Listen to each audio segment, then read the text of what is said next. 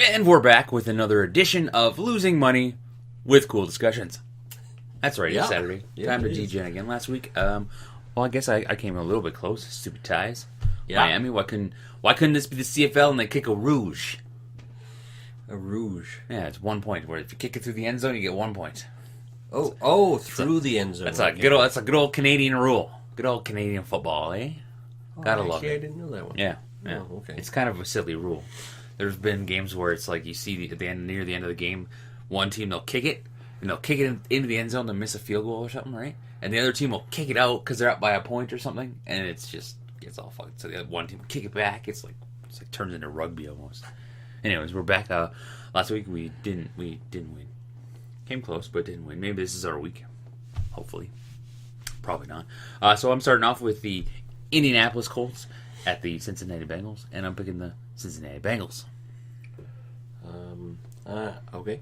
I'm starting off with, because I actually watched the trailer for season 5 of Vikings. I'm choosing the Vikings to win over the Browns. I got the Bears and the Saints, and I got the Saints. Well, there's our pick a similar game. Because I actually picked the Bears and the Saints, and I also picked the Saints to win. I like how their thing on the sports side is NWO for life. I got that. Wow! A little bit of throwback to the WCW. Wow. That's definitely old. That's for sure.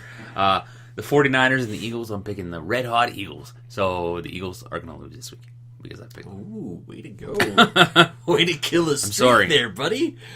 So I picked the Steelers at the Lions, and I decided to pick the Lions because they just happen to be the home team. Oh, there you go. There you go. You know, I saw something on like probabilities of winning, and the home team automatically has a 5% edge. Yeah. If it's 50-50, it's 55-45 for the home team because of that. So it's a good strategy to go by.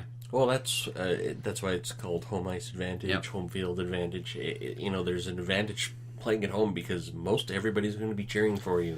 You're also playing for the home crowd.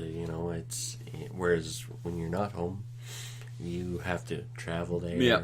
You have to acclimatize yourself. You have to. I've always been like, especially now with the way teams travel, because they travel first class, they charter their own planes. So my thought on like when you travel, to me that's kind of like, I get the time zones a little bit, but you're a well-tuned athlete, and I've had this debate with people about sports and how they do playoffs, and because they divided like in the NHL it's East-West.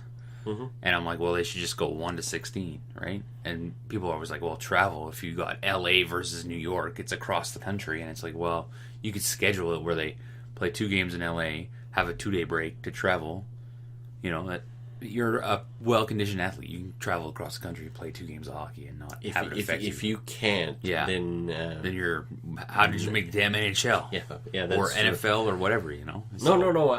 I agree. And on top of this is what these people are paid for. Mm-hmm. These are the adverse conditions in which they're supposed to work under. That's why sports are not year-round things. I can understand if they had to wait in line for commercial airlines, and travel like Joe Blow normally would through security, but they don't. No. Well, because they charter their own jets, right? So some teams actually own their own jets. I'm not actually well versed in travel. Yeah, the how they travel and stuff. I assume that. I'm assuming the baseball people, they travel by bus a lot because... Not in the major leagues, no. Really? No. Like, when you're in, like, the lower leagues, yeah, it's bus and it's stuff like that. Like, even because you got the NHL and the AHL. Yeah. In the AHL, they travel bus and stuff like that. Yeah. But, like, the big leagues, no. It's all chartered planes, first-class hotels, everything. So, I can understand the lower leagues being like, man, the travel sucked because you're on a bus for 12 hours. Yeah. But when you're on a plane for 6 hours... or whatever it takes to get across the country. It's like, okay. Anyways, we digress. Our picks will be doing their regular thing across the screen. Maybe we'll just make them go real fast so you guys can't see them because we don't win. That way you have to pick your own choices. That's right. It might actually come out ahead. It might actually come out ahead. Not like But us. remember, we've always said this from the beginning. Asterisk, disclaimer, we're not professional gamblers. We're not experts of the NFL. Nope. We're just two Joe Blows throwing darts at dartboards, going, hey, they have a cool symbol. Let's pick them. Fun days. Or like he did. Yeah, Vikings, because I watched the Vikings. Huh? So, let us know down below how you guys are doing. If you're up, down, even. And, Because he's still ahead. I'm still ahead, in yeah. the grand scheme of things. He got lucky that first $15. week. That's right. It's He's been winning. downhill from there. That's all that you need, though. You just need to get That's lucky right. once, and then That's right. It'll come down to week whatever, the last week, and he'll fucking win $16. 1584. Yeah, exactly. It'll be like 1 penny more than me. I'm like, fuck. Yeah, pretty much. All right. Enjoy your Saturday. See ya. Happy footballing.